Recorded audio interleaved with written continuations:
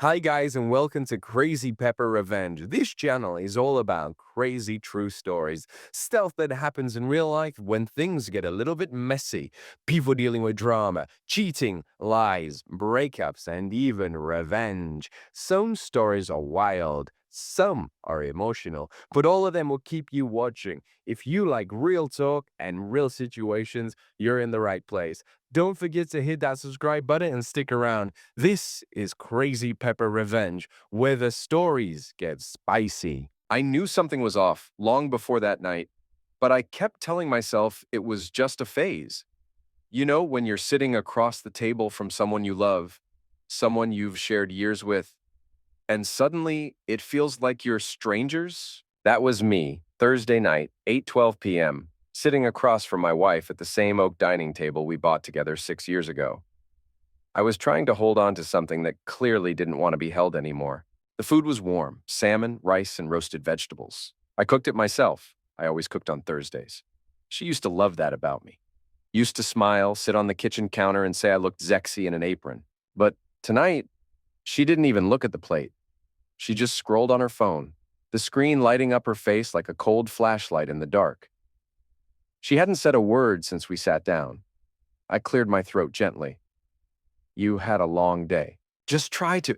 Try to what, David? She snapped, not looking up. Try to pretend everything's fine? Try to act like I don't know what you've been doing? My stomach dropped. What are you talking about? She finally put her phone down, but her eyes were hard. Jennifer called me today. The name hit me like a punch to the gut. Jennifer from work. Jennifer with the long blonde hair and the way she laughed at all my jokes during those late office meetings. Jennifer, who I'd been texting for 3 months. Sarah, I can explain. Can you? She pushed her plate away. Can you explain why my friend saw you at Miller's bar last Tuesday when you told me you were working late? Can you explain why you've been deleting your text messages? Can you explain why you suddenly started buying new cologne and working out? I felt my face flush. It's not what you think. It's not what I think? Sarah's voice cracked. David, I found the receipts. Dinner for 2 at Romano's, the same restaurant where you proposed to me. You took her there. The silence stretched between us like a chasm. I wanted to lie, to deflect, to make this her fault somehow. That's what I'd been doing for months, making everything her fault. You're being paranoid, I said, my voice colder than I intended. Maybe if you paid more attention to your husband instead of your phone, we wouldn't have these problems. She stared at me, and I saw something break in her eyes. Are you seriously trying to blame me right now? I'm just saying, when's the last time you actually wanted to be intimate? When's the last time you initiated anything? You act like touching me is a chore. Because you make me feel like I'm not enough. She stood up, her chair scraping against the floor. Nothing I do is right, David. If I'm too tired after working 10-hour days, I'm neglecting you. If I try to talk about my problems, you tell me I'm being dramatic. If I don't want to have sex because I'm exhausted, you pout for days. That's not, yes, it is. Tears were streaming down her face now. And now I find out you've been cheating on me, and somehow it's still my fault. I stood up too, my voice getting louder. It's not cheating, we're just friends.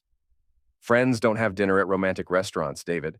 Friends don't delete their messages. Friends don't lie about working late. I felt cornered, angry. The rational part of my brain knew she was right, but my pride wouldn't let me admit it. Maybe if my wife actually acted like she loved me, I wouldn't need to find companionship elsewhere. The words hung in the air like poison. Sarah's face went completely pale. Companionship, she repeated quietly. Is that what you call it? I reached across the table, trying to take her hand. Sarah, look. Don't! She jerked her hand back so fast you'd think I'd burned her. Don't touch me. Sarah, please, let me explain. Don't touch me tonight, she whispered, her voice barely audible. I can't. I just can't. She looked at me with such disgust, such disappointment that I felt something inside me harden. Fine. If she wanted to be the sufferer, I'd let her. You know what? Maybe I am happier with someone else. Maybe I'm tired of walking on eggshells around my own wife. Maybe I'm tired of being made to feel like the bad guy for wanting affection. Sarah wrapped her arms around herself. Get out. This is my house too. Get out, David, please. Just go. I threw my napkin down. Fine. I'll go to someone who actually appreciates me.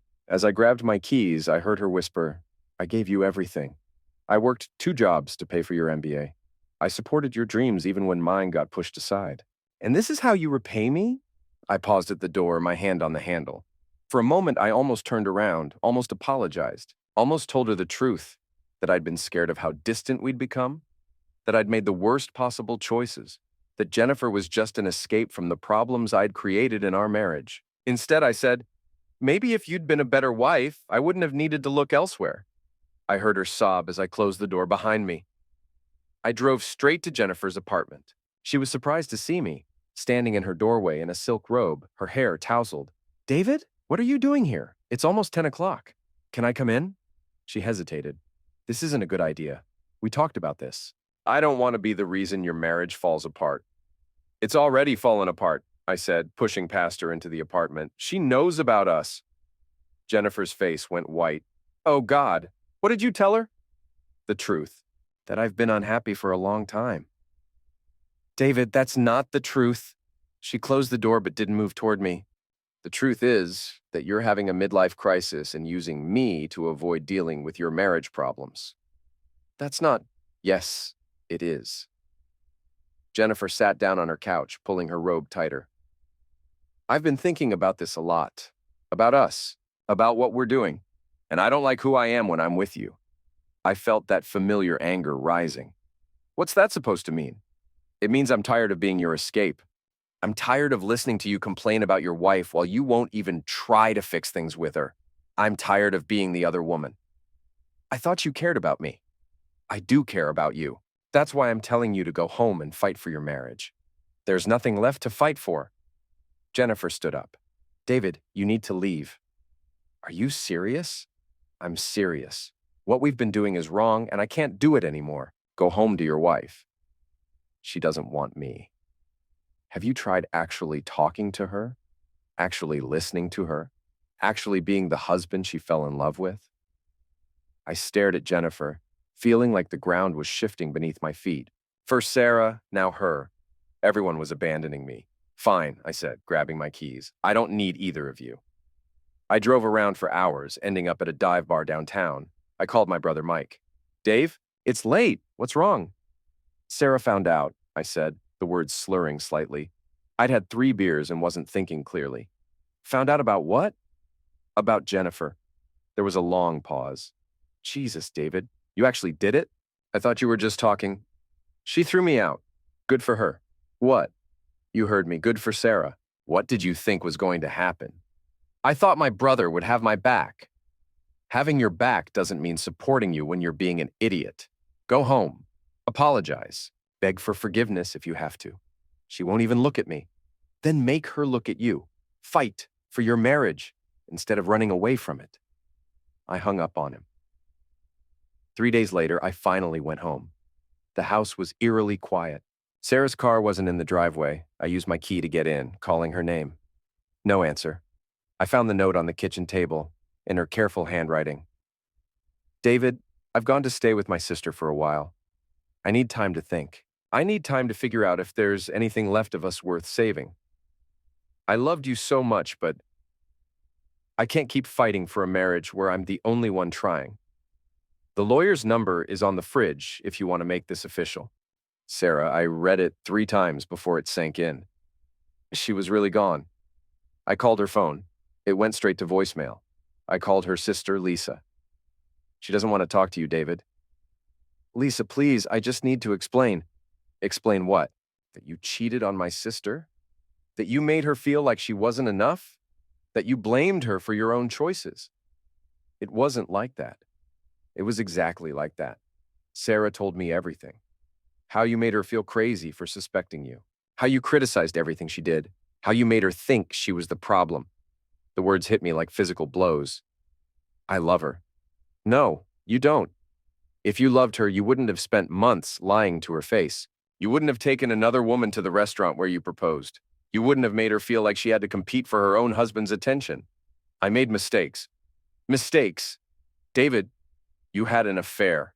You emotionally misused your wife. You gaslighted her into thinking she was the problem. Those aren't mistakes. Those are choices."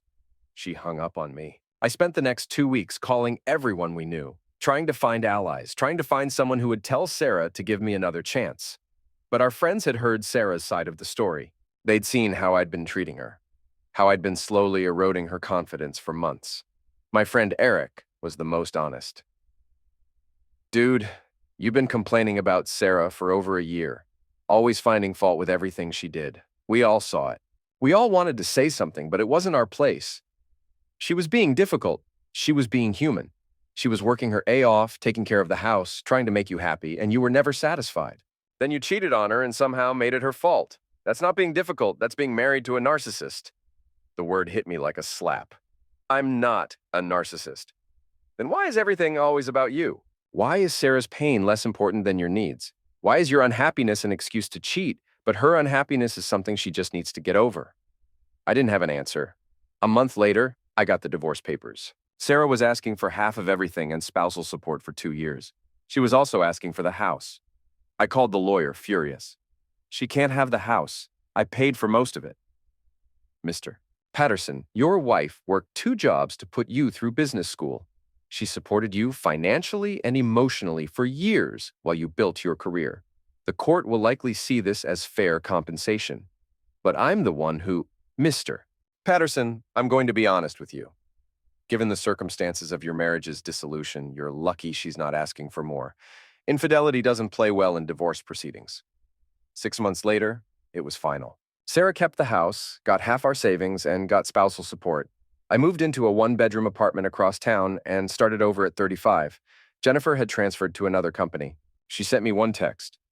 I hope you learn to be better for the next person you love.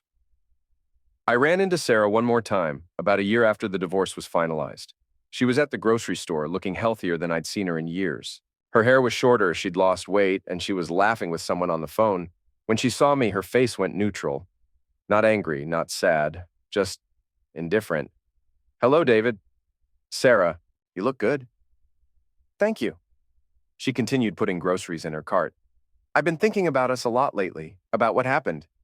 She stopped and looked at me. What about it? I think I made some mistakes. Some mistakes. She repeated the words like they had a bad taste. David, you cheated on me. You lied to me for months. You made me feel like I was crazy. You blamed me for your affair. Those weren't mistakes. Those were choices. I know, and I'm sorry. I don't need your apology anymore. I needed it a year ago. I needed you to fight for our marriage instead of running to another woman. I needed you to take responsibility instead of making me the villain in your story. She started walking away. Sarah, wait. I followed her. Is there any chance? She turned around. And for the first time in our conversation, I saw emotion in her eyes. But it wasn't love or longing. It was pity. David, I spent 2 years in therapy learning to love myself again after what you did to me. Learning that I wasn't too needy or too emotional or too difficult. Learning that I deserved better than someone who would blame me for his own choices. I've changed. Have you? Have you figured out why you cheated? Have you worked on whatever made you think it was okay to emotionally misuse your wife? Have you learned to take responsibility for your actions? I opened my mouth, then closed it. The honest answer was no. I'd spent the year feeling sorry for myself, convinced that I was the sufferer. That's what I thought. She picked up her purse. Take care of yourself, David. And next time you love someone, try actually loving them instead of loving how they make you feel about yourself. She walked away, and I stood there in the grocery store watching the woman I'd destroyed disappear around the corner.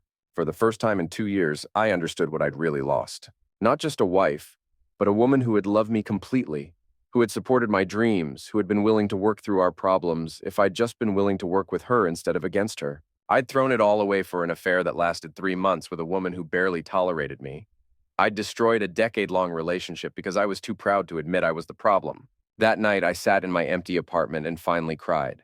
Not for my marriage, but for the man I used to be before I became someone who could hurt the person he claimed to love most. The greatest tragedy wasn't that Sarah left me. The greatest tragedy was that I gave her every reason to.